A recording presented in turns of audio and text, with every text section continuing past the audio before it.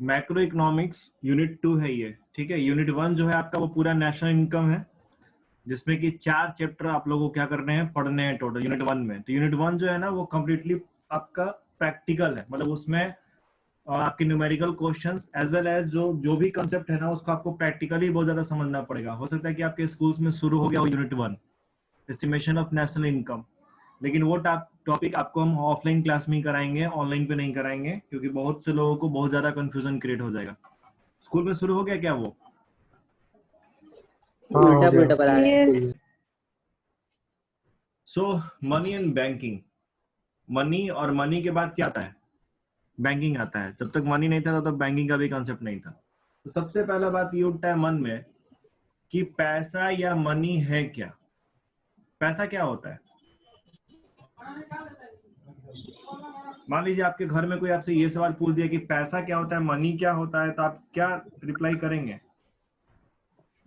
Money एक medium है जिसके द्वारा हम अपने नीड्स को फुलफिल कर सकते हैं। एक मीडियम है जिससे हम अपने नीड्स को फुलफिल करते हैं, ठीक, वेरी गुड। और कोई, एनीबडी एल्स? ठीक है, चलिए इसके बैकग्राउंड को समझते हुए मीडियम ऑफ एक्सचेंज। हाँ ठीक, आइए मैं ही समझाता हूँ आप लोग को।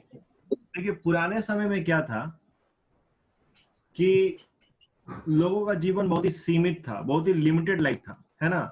और जो नंबर ऑफ कमोडिटीज थे,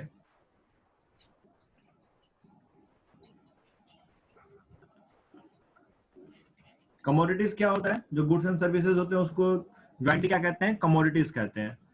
तो पुराने समय में अगर आप बात करें, पुराने समय मतलब कि आज से 1000 साल पहले या 500 साल पहले अगर हम पीछे जाते हैं, तो उस समय में जितने मार्केट में आज के समय में आपको जो गुड्स की वैरायटीज दिखती हैं या जो सामान या कमोडिटीज दिख रहे हैं, क्या इतने सामान उस जमाने में थी पहले? नहीं थी ना। नहीं सर। तो पहले के टाइम में क्या था कि यार देखो, मान लो कि मेरे पास अगर आलू पड़ा हुआ है, तुम्हारे पास प्याज है, हम तुमको आलू दे दिए, तुमसे प्याज ले लिए, है ना। लोगों का लाइफ बड़ा ही बेसिक था, क्योंकि मैक्सिमम लोग बेस्ड थे किसके ऊपर, एग्रीकल्चर के ऊपर। Their life was very limited, तो उनकी जरूरतें भी क्या थी, लिमिटेड थी। मेन उनको रिक्वायरमेंट है खाने पीने की चीजों का, है ना। तो जो भी आपके मतलब टोटल कमोडिटीज 20 25 30 50 कमोडिटीज होंगी, और हर कमोडिटी को हम लोग किसी दूसरे कमोडिटी से क्या कर लेते थे, एक्सचेंज कर लेते। और बड़े ही सिंपल तरीके से लोगों का जीवन क्या होता था, चलता रहता था, है ना। कमोडिटी टू कमोडिटी एक्सचेंज होता था पुराने समय में, और उसी एक्सचेंज सिस्टम को हम लोग जानते हैं किस नाम से, कोई बताएगा? Barter system. Barter system. जहाँ पे सी टू सी एक्सचेंज था, यानी कमोडिटी टू कमोडिटी एक्सचेंज था, तो उसी सिस्टम को हम लोग जानते थे किस नाम से, बार्टर सिस्टम के नाम से। अंडर बार्टर सिस्टम क्या था कि आप एक कमोडिटी ले लो और दूसरा सामने वाले को दे दो, काम खत्म, एक्सचेंज हो गया, पैसे की रिक्वायरमेंट ही नहीं थी। बात समझे? आज भी गांव में ना, अगर आज भी आप जाओगे गांव में, तो बहुत से लोग कोई सामान ले दे करके काम क्या कर लेते हैं, चला लेते हैं। शहरों में तो नहीं है, लेकिन जैसे जैसे आपका मतलब डेवलपमेंट बढ़ता गया, ह्यूमन डेवलपमेंट होता गया है, नए नए क्या बोलते हैं, गुड्स और सर्विसेज क्या होते गए, डेवलप होते गए, तो वैरायटी बहुत ज्यादा बढ़ गया। और आज के समय में मार्केट में जो कमोडिटीज अवेलेबल होंगी उनकी संख्या करोड़ों में है ना जी। एक छोटे से सुई के पिन से लेकर के मार्केट में ट्रक भी है, मार्केट में क्या है आपका, बस है, गाड़ी है, लैपटॉप है, मोबाइल है। क्या आप अब अगर हम आपसे पूछे कि तुम एक बात बताओ, तुम चाहते हो आईफोन 12 खरीदना, है ना, और तुम गए आईफोन वाले के पास और बोलो कि ठीक है हमारे पास ना एक ट्रक आलू है, आलू ले लीजिए, हमको आईफोन दे दीजिए, देगा? No sir. नहीं, नहीं सर। नहीं बोला ये पागल को क्या, है ना। तो कितना मुश्किल होता। देखिए कोई भी अगर नया चीज इवॉल्व हुआ है ना, या इस धरती पे इन्वेंट हुआ है, तो किसी ना किसी प्रॉब्लम से ही निकल के बाहर आया है। तो बार्टर सिस्टम में देखिए, जब एक्सचेंज बढ़ना शुरू हुआ ना, नए नए वेराइटीज ऑफ कमोडिटीज आते गए, तो एक्सचेंज बढ़ना शुरू हो गया, ट्रेड बढ़ना शुरू हो गया। अब सबसे बड़ा प्रॉब्लम ये आ गया कि नंबर ऑफ कमोडिटीज क्या हो गए मार्केट में, बहुत ज्यादा हो गए। और बार्टर सिस्टम में दिक्कत क्या था कि हर एक कमोडिटी का एक्सचेंज वैल्यू आपको निकालना पड़ता है बाकी सारे कमोडिटी के अगेंस्ट, है ना, कि भाई दूसरा कितना देंगे तो ये वाला सामान क्या होगा, मिलेगा। तो यहाँ पे फिर प्रॉब्लम फील किया गया और एक प्रॉब्लम आया, उस प्रॉब्लम का नाम क्या है, उस प्रॉब्लम को कहा गया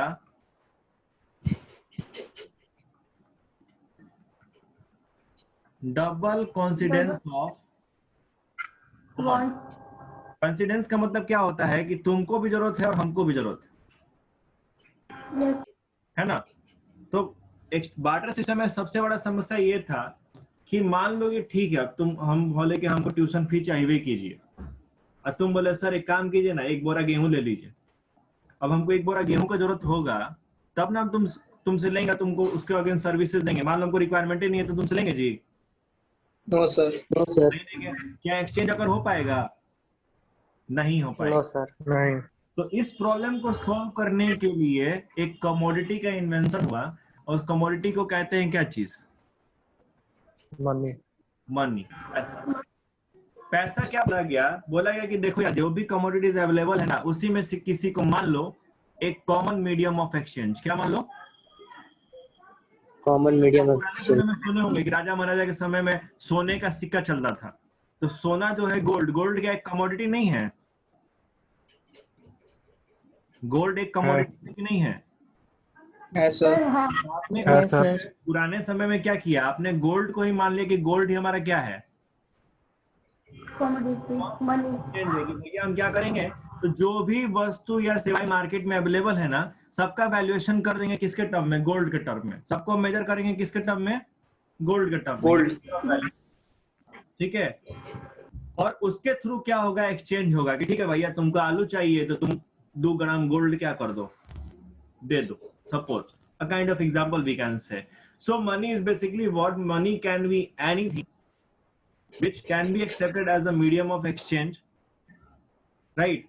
And it has a measure of value, a store of value. आप इस क्या कर सकते हैं? मनी के टर्म में आप अपने वैल्यू को, अपने धन संपदा को स्टोर कर सकते हैं। आप सोचिए कि पुराने समय में आप आम के व्यापारी हैं, है ना, आपके बागान से 5 ट्रक आम निकलता है, जिसमें कि 4 ट्रक बिक गया, और एक ट्रक जो आम था आपका, ये भी तो धन संपत्ति है ना आपका, जो आम था, क्या आप उसको स्टोर कर पाएंगे? No, sir. नहीं। बोले कि ठीक है उसको तिजोरी में बंद करके रख दो, 10 साल के लिए रख लोगे? क्या संभव था? No, no sir. सर। तो मनी ने क्या किया? एक तो मीडियम ऑफ एक्सचेंज दे दिया तुमको, मेजर ऑफ वैल्यू दे दिया कि जो भी सामान है सबका मेजरमेंट किसमें कर लो? पैसे के टर्म में कर लो। हर एक वस्तु का वैल्यूएशन किसमें किया गया? In terms of monetary term. money. At the same time, you can store your value in terms of money. आप पैसे के रूप में अपने वैल्यू को, अपने धन को, अपने संपत्ति को क्या कर सकते हैं? संजो के रख सकते हैं जितना दिन मन करे। जिंदगी के साथ भी, जिंदगी के बाद भी, मर हो जाओगे तो भी पैसा रहेगा, है ना। And as a standard of deferred payment. साथ ही साथ आपको क्या किया? डेफर्ड वर्ड का मतलब क्या होता है? डेफर्ड वर्ड एनीबॉडी तो बताएंगे? अकाउंटिंग में आया था ना डेफर्ड रेवेन्यू एक्सपेंडिचर, याद है किसी को? Yes sir. Accounts deferred revenue expenditure yes sir. क्या था? यस सर, जिसका बेनिफिट हमको मतलब अकाउंटिंग पीरियड से ज्यादा मिले। हाँ, सर, एक जैसे ऐसा खर्चा जिसका बेनिफिट आपको फ्यूचर में मिले, है ना। Yes sir. है वो खर्च एक्सपेंसिंग फ्यूचर में बेनिफिट। यानी डेफर्ड का मतलब यहाँ पे क्या जा रहा था? टेक्निकली फ्यूचर जा रहा है। अभी को बात बताओ यार, मान लो कि मुजफ्फरपुर में लीची बहुत अच्छा होता है ना, खाए वो लोग? Yes sir. Yes sir. Yes, sir. बहुत अच्छा बड़ा लीची होता है ना। तो गर्मी के सीजन में क्या हुआ कि लीची आया, है ना, आप क्या किए? उधार पे लीची ले लिए किसी से, भाई ठीक है 50 किलो लीची क्या कर दो, दे दो, मंगा लिया। अब जब आ रहा है मौसम, अब महीना फरवरी का, तो आपसे बोल रहा है कि क्या करो, मेरा लीची वापस करो, कर दोगे? No sir. कैसे नो करोगे? सर। है ना। तो एक और बहुत बड़ा समस्या था मनी के नहीं होने से। पहले क्या था कि डेफर्ड पेमेंट्स पॉसिबल नहीं थे, लेनी देनी तुरंत हुआ तो हुआ, नहीं तो होगा ही नहीं, एक्सचेंज अगर ही नहीं होगा। पैसे के आने से भी समस्या क्या हो गया? सॉल्व हो गया, क्योंकि आप हर चीज का वैल्यूएशन किस में कर रहे हैं? मनी के Money. मनी के टर्म में। तब मनी बोले में। भैया तुमको 10,000 रुपये अभी हम दिए हैं, अगर करंट रेट के हिसाब से बात करें, अगर तुम हमको 1 साल बाद दोगे तो ठीक है, अगर करंट रेट 2% का चल रहा है तो 10% का 2% निकालो, कितना होगा? 200। ₹200 होगा, है ना, 2%। तुम 10,200 रुपया क्या करना हमको दे देना, काम खत्म। अब कितने आसानी से सेटलमेंट हो गया कि डेफर्ड पेमेंट करने के लिए कितना आसानी हो गया ना मनी के आने से। तो देखिए ये जो डेफिनेशन आपको दिया हुआ है ना मनी का, ये डेफिनेशन और उसका फीचर दोनों एक में ही है। कि मनी क्या है, तो आप बोलेंगे कि मनी कुछ भी, anything which is generally accepted as a medium of exchange, ठीक है। एक्सचेंज। और साथ ही साथ आपको फीचर भी दे दिया कि भाई मीडियम ऑफ एक्सचेंज होता है, मेजर्स ऑफ वैल्यू होता है कि आप किसी भी चीज का वैल्यूएशन पैसे के टर्म में कर सकते हैं। आप कर सकते अपने वैल्यू को, अपने धन संपत्ति को स्टोर कर सकते हैं पैसे के फॉर्म में। और साथ ही साथ अगर आपको फ्यूचर पेमेंट्स करने हैं तो वहां पे एक बेस के रूप में, वहां एक स्टैंडर्ड के रूप में काम करेगा कौन? मनी। मनी, है ना। You can easily make future payments, there is no issues. सोचिए अगर पैसा नहीं होता तो कितना प्रॉब्लम होता ना।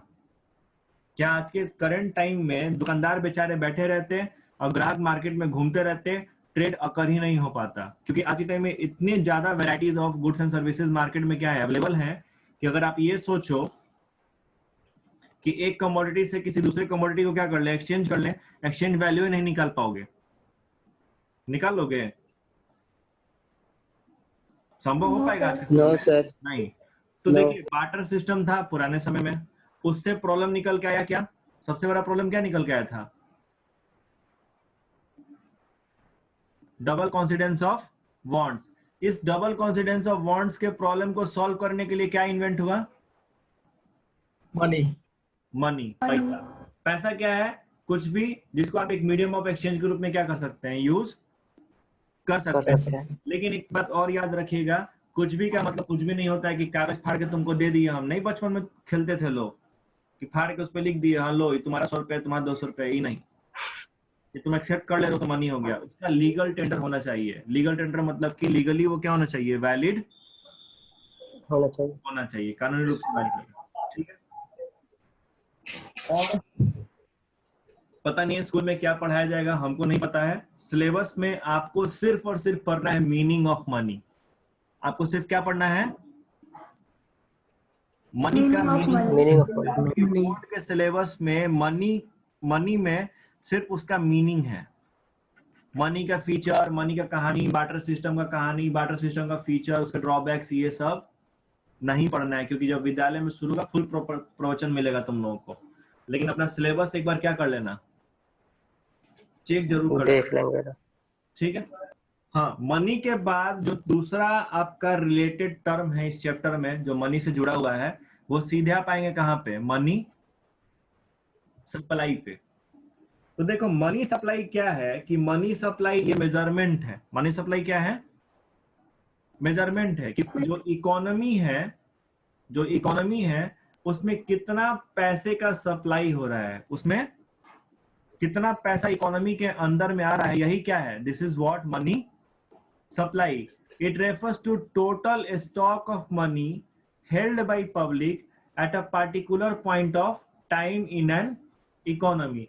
तो भाई मनी सप्लाई क्या होता है कि जो पब्लिक के पास जो टोटल पैसा क्या है अवेलेबल है ना, किसी पार्टिकुलर पॉइंट ऑफ टाइम पे। पॉइंट ऑफ टाइम का मतलब क्या हो गया कि किसी पार्टिकुलर डेट पे या किसी पार्टिकुलर समय पे, कि मंडे को इतना है। या अगर हम बोले कि आज डेट कितना हो गया आपका, 29 हो गया ना,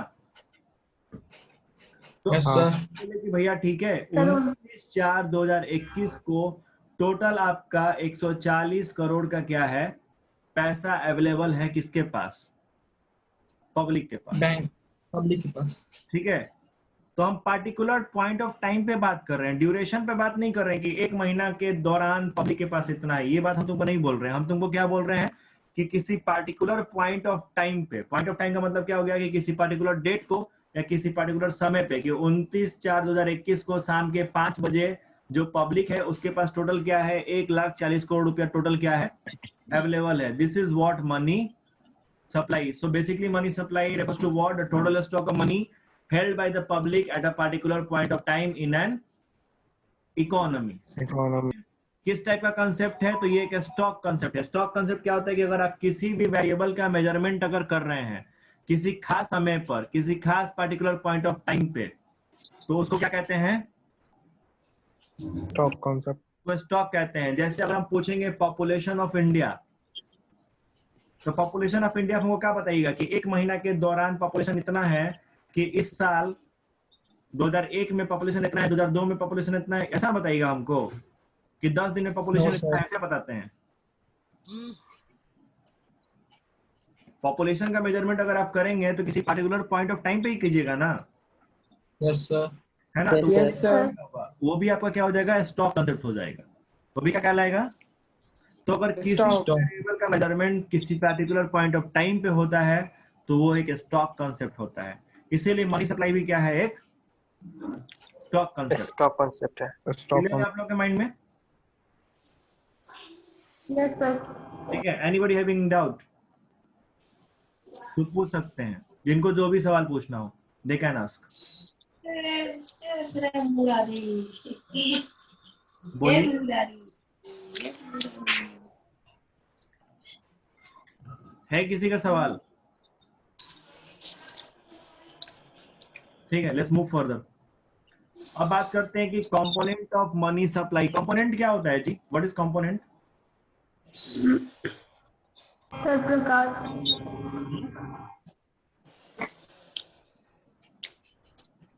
कंपोनेंट्स मतलब क्या होता है?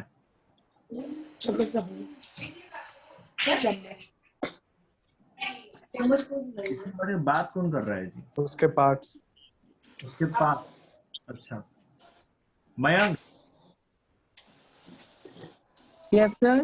कंपोनेंट्स क्या होता है? कंपोनेंट्स सर मतलब वही मतलब कि इसमें मनी सप्लाई के जो पार्ट्स है, कैरेक्टरिस्टिक्स है, मुझे लगता है उसी को कहते हैं। देखिए, मुझे लगता होगा नहीं, आप कॉमर्स के स्टूडेंट हैं तो आपसे यस कुछ सर, खरीदने के लिए- हम बोल रहे हैं कि मतलब इसी को कहते हैं, पार्ट्स को ही उसके कहते हैं। देखिए, आपसे आप अगर कुछ भी मार्केट में खरीदने जाइएगा ना, चाहे मैगी खरीदो तो, अच्छा दवाई खरीदो तो देखना उसके पैकेट में कुछ कंपोनेंट दिया रहता है कि किन किन चीजों से मिलकर क्या हुआ है।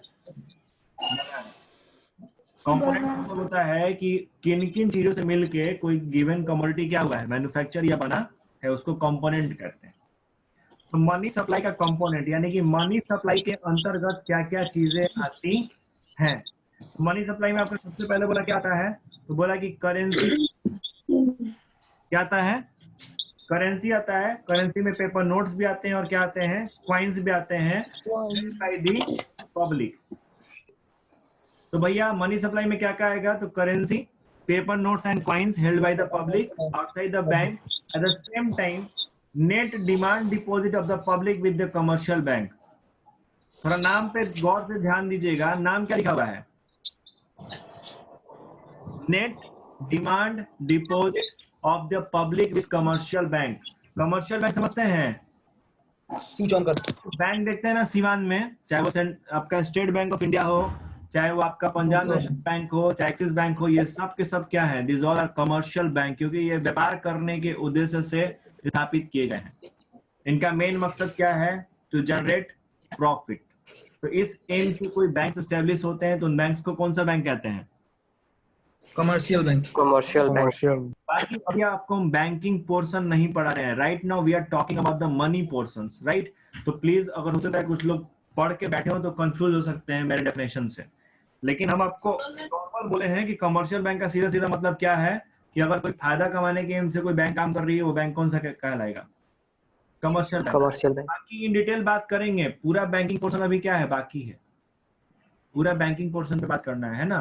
तो भैया देखो, मनी सप्लाई में क्या क्या चीज आता है, तो करेंसी, पेपर नोट्स या कॉइन जो पब्लिक के पास है, उसके पॉकेट में घर में रखा हुआ है, जो पैसा तुम्हारे घर में रखा है वो, और उसके साथ साथ जो डिमांड डिपॉजिट है पब्लिक का कमर्शियल बैंक के पास, यानी जो पैसा तुम बैंक में रखे हो और तुम जब चाहो तब क्या कर लो, निकाल सकते। निकाल सकते हैं। यहाँ पे लिखा है ना, डिमांड डिपॉजिट।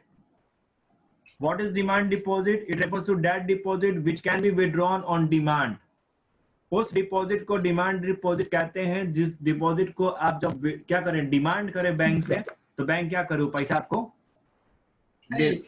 जैसे एटीएम में जाते हो, एटीएम कार्ड लगाते हो, पिन डालते हो, पैसा डालते हो, पैसा क्या हो जाता है, निकल जाता है। तो पैसा कौन सा पैसा है, डिमांड डिपॉजिट। Demand deposit.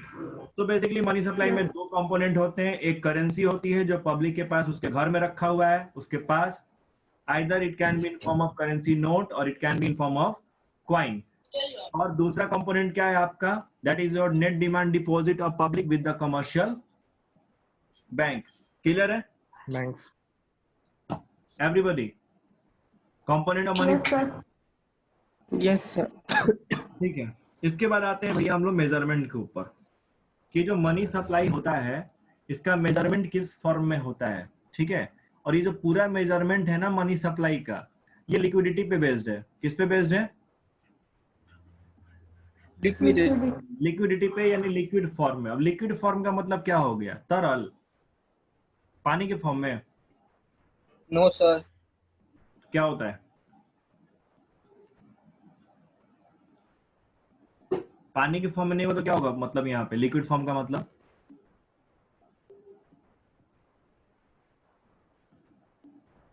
जो नो बोले हैं तो कुछ सोच के ही ना बोले होंगे, बताएं। बोलने से इतना तुम सर बिकॉज पैसा तो हमेशा इधर से उधर होते रहता है ना। देखो liquid easily used as a medium of exchange. होता है कैशेबिलिटी। कैशेबिलिटी का मतलब क्या हो गया कि आप कितना जल्दी उसको कैश में कन्वर्ट कर सकते हैं। इस बेसिस पे मनी सप्लाई का मेजर्स डिसाइड किया गया है ना, कि कौन सा मनी सप्लाई कितना लिक्विड है। जैसे मनी सप्लाई बेसिकली 4 होते हैं, M1, M2, M3 and M4। ये M1, M2, M3, M4 क्या है? इस सबका अपना अपना कंपोनेंट है। M1 का अलग है, M2 का अलग है, M3 का अलग है, M4 का अलग है। तो ये M1, M2, M3 हम लोग को बताता क्या है? जैसे M1 जो आपका मेजर होगा ये हाईली लिक्विड होता है, मतलब कि इसमें जो जो चीजें आएंगी या तो वो खुद कैश के फॉर्म में होंगी या आप उसको तुरंत क्या कर सकते हैं, कैश में कन्वर्ट कर सकते हैं। किसका? M1 का। M2 जो होगा उसमें जो भी कंपोनेंट आएंगे वो क्या होंगे? वो भी लिक्विड होंगे लेकिन M1 से कम लिक्विड होंगे, यानी कि M1 से उनकी कैपेसिटी क्या होगी? ज्यादा काम हो गया। कम होगी। ज्यादा कहां से हो जाएगी? M2 को तो कैश में कन्वर्ट करने में ज्यादा समय लगेगा, M3 में और ज्यादा समय लगेगा। जैसे हम तुमको बोल देंगे demand deposit, sorry demand deposit नहीं, टाइम डिपॉजिट, जो फिक्स डिपॉजिट होता है ना बैंक में। Yes sir. तो अगर हम तुमको बोल दे कि M3 में क्या है, तुम्हारा फिक्स डिपॉजिट है, M3 में क्या है? फिक्स डिपॉजिट है, तो फिक्स डिपॉजिट को तुम तुरंत कैश में कन्वर्ट कर दोगे क्या? नहीं। No sir. नहीं। तो M3 की लिक्विडिटी क्या हो जाएगी? M2 के मुकाबले कम होगी, कम। ज्यादा कम हो गया। कम होगी। और कम M4 में क्या कम होगा? होगी। और कम होगा। लेकिन आपके सिलेबस में ना आपको M2 पढ़ना है, ना M3 पढ़ना है, ना M4 पढ़ना है। आपको कौन सा पढ़ना है? M1। M1। पढ़ना है। ठीक है, पहले ही याद दे रहे हैं, स्कूल में पढ़ोगे सब पढ़ाया जाएगा, M2, M3, M4 सब पढ़ लोगे, एग्जाम कभी नहीं आएगा। 2017 में ही सीबीएसई ने क्या किया था, इसको सिलेबस से डिलीट कर दिया था। So all you need to learn only M1 measures of money supply. ठीक है, आइए देखते हैं। तो M1 में क्या आता है? M1 का जो है कंपोनेंट वो है C plus DD। C that is currency held by the public and DD क्या है? Net demand deposit with the commercial bank. यही मेजर है किसका? M1 का, क्योंकि M1 में यही दो चीज आएगा। ठीक है, currency and coins with public, it consist of paper, notes and coins held by the public that can be legally. देखिए यहाँ पे वर्ड आ गया ना, वर्ड आया ना लीगली। ये नहीं कि पेपर ऊपर था कि लो रख लो पैसा है, नहीं जो नहीं मिलता था कि जो नकली नोट मिला था वो सब नहीं। Used to make payments of डेब्ट एंड और other obligations. Demand deposit of commercial banks में क्या आएंगे? Demand deposits are the deposit of commercial bank from which money can be withdrawn on demand. Money can be withdrawn on demand by the depositor using cheque. अब देखो check का मतलब क्या है, इसको थोड़ा सा और एक्सपेंड कर देते हैं। तो आप यहाँ पे लगा दीजिए कि चेकों से निकाल सकते हैं, और किसे निकाल लीजिएगा? Debit card. डेबिट कार्ड से, उसी पैसों से निकाल सकते हो, है ना। बाकी यूपीआई टूपीआई क्या है कि यूपीआई जो तुम लोग यूज करते हो उसमें पैसा निकलता नहीं है, पैसा ट्रांसफर होता है ना जी। Yes sir. एक अकाउंट से दूसरे अकाउंट में, you are not withdrawing money. You are just transferring the money from one account to another account through UPI, तो उसको यहाँ पर हम लोग नहीं रखेंगे। इसके अलावा इंडिया के केस में only in case of India लिखा है ना, यहाँ पे एक और आ जाता है, सी तो होता ही है, डिमांड डिपॉजिट होता ही है, ये वर्ल्ड वाइड है M1 का मेजर, पूरी दुनिया में M1 का मतलब यही होता है। लेकिन इंडिया के केस में एक और चीज आ जाता है, क्या चीज? OD, that is other deposits with RBI only in case of India. Other deposit with RBI, इसमें क्या चीजें आती हैं? It includes deposit held by the RBI on behalf of foreign banks and governments. ठीक है, जो फॉरेन के banks या जो फॉरेन के गवर्नमेंट्स है, उनका जो पैसा रखा होता है किसके पास? गवर्नमेंट के पास, RBI के पास, RBI के पास। ठीक है, that is your other deposit या world bank, IMF। However it does not includes deposit of Indian government and commercial banks with the RBI। लेकिन यहाँ पे एक चीज पे गौर कीजिएगा, आपको बोल रहा है कि ठीक है बाहर के बैंकों का पैसा आता है, लेकिन जो पैसा इंडियन गवर्नमेंट या जो भारत की कमर्शियल बैंक्स रखी है किसके पास? RBI के पास। RBI के पास, वो आपका इसमें इंक्लूड नहीं होता है। कोई बता सकता है क्यों? तुम विदेश के बैंक का पैसा को इंक्लूड कर ले रहे हो मनी सप्लाई में, तुम विदेश के फॉरेन गवर्नमेंट जो भी उनके पैसे को इंक्लूड कर रहे हो, लेकिन तुम अपने देश के गवर्नमेंट का पैसे को तुम मनी सप्लाई में इंक्लूड नहीं कर रहे हो। तुम अपने देश के कमर्शियल बैंक का पैसा जो RBI के पास रखा हुआ है उसको मनी सप्लाई में इंक्लूड नहीं कर रहे हो, ऐसा क्यों? सर क्योंकि इंडिया की जो करेंसी है, मतलब सर जो नोट है वो मतलब बाहर के देशों में तो नहीं चलती है ना। ठीक। और सर जैसे बाहर का, जैसे अब USA का ही ले लें हम एग्जांपल, तो सर जैसे डॉलर है वो यहाँ पे इंडिया में आके सर लोग मतलब काम करते हैं, पर सर इंडिया की मनी नहीं चलती है, इसलिए अच्छा। शायद। जी नहीं, ये रीजन नहीं है। ये जो दोनों पार्टी है ना, दोनों पार्टी कौन कौन? एक तुम्हारा इंडियन गवर्नमेंट और दूसरा कौन? Commercial bank. ये दोनों पार्टी हैं कौन?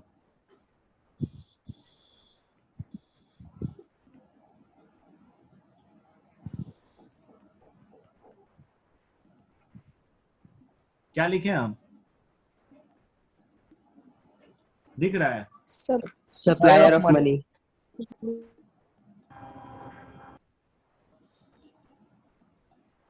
नहीं दिख रहा तो और जूम कर देते हैं। सप्लायर ऑफ मनी लिखे हैं। जो भारत सरकार है या जो बैंक्स है, जो कमर्शियल बैंक्स हैं, ये लोग सप्लायर हैं। ये लोग कौन है? सप्लायर।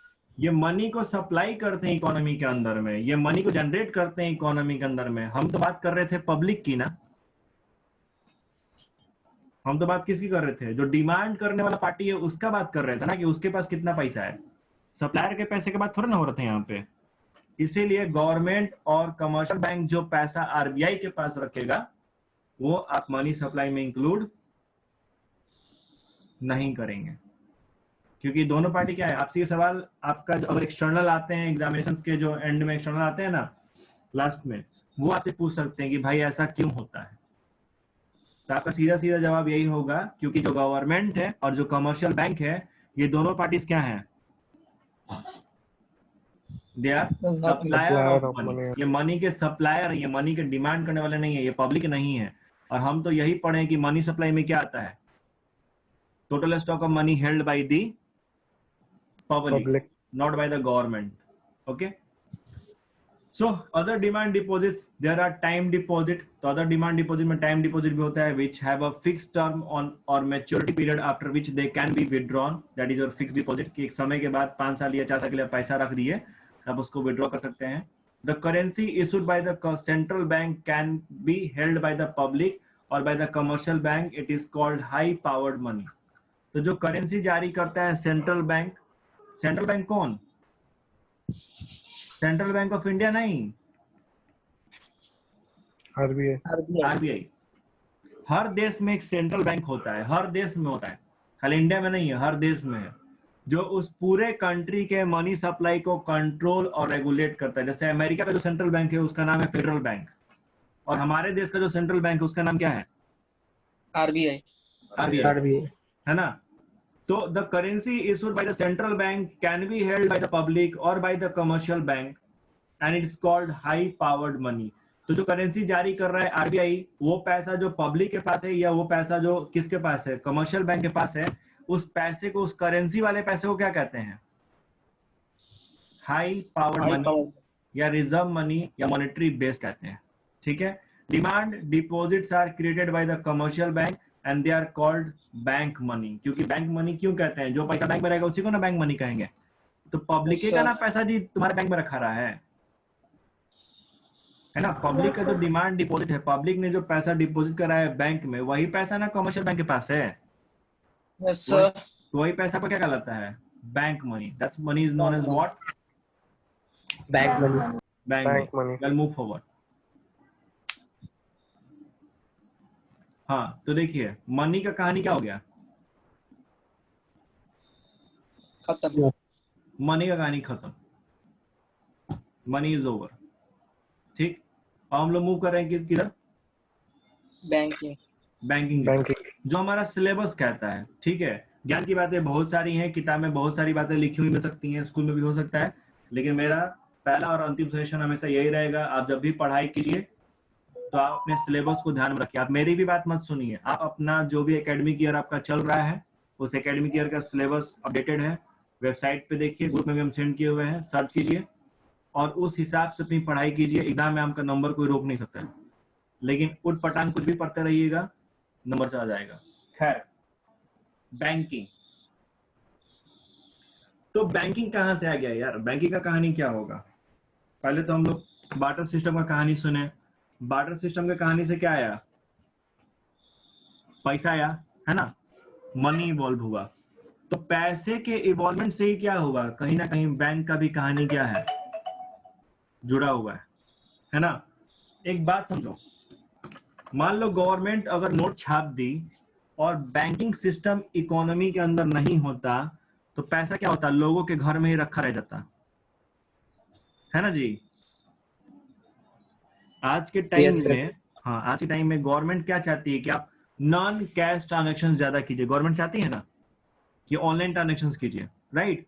क्योंकि होता क्या है कि लोग क्या करते हैं, एटीएम से पैसा निकालते हैं और उसको लेके घर में रख देते हैं।